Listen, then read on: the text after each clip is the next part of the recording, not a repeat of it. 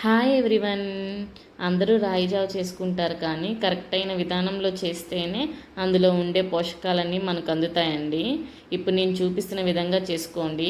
ముందుగా ఒక గ్లాస్ నీళ్ళు వేసుకొని తగినంత ఉప్పు వేసుకొని ఉప్పు కరిగే వరకు కలుపుకోండి. దీన్ని స్టవ్ మీద పెట్టి మరిగించండి. ఈ లోపల 2 స్పూన్ల రాగిపిండి తీసుకొని తగినంత నీళ్ళు పోసుకుంటూ కలుపుకోండి. ఒక గ్లాస్ నీళ్ళకి 2 స్పూన్ల రాగిపిండి కరెక్ట్గా సరిపోతుందండి.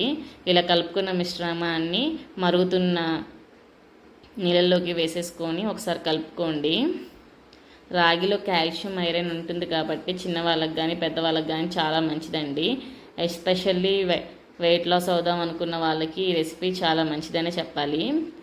రోజు మార్నింగే తాగితే చాలా బెనిఫిట్స్ వస్తాయండి. ఒక పొంగు రాగానే అందరూ స్టవ్ ఆఫ్ చేసి కట్టేస్తూ ఉంటారు, అలా చేయకండి. బాగా మరగాలి సిమ్లో పెట్టి. నాకు ఈ ప్రొసీజర్ చేయడానికి 15 to 20 మినిట్స్ పట్టింది. అలా చేస్తేనే మనకి అందులో ఉండే బెనిఫిట్స్ అన్నీ అందుతాయి. తర్వాత కొద్దిగా పెరుగు తీసుకొని బాగా చిలుక్కొని ఈ రాగి జావలో కలిపేసుకోండి.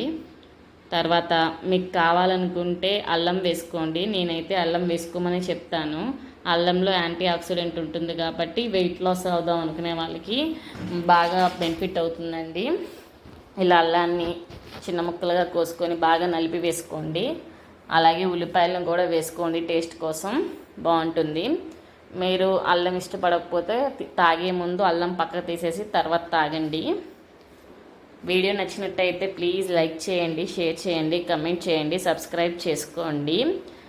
ఇంకా థ్యాంక్ యూ.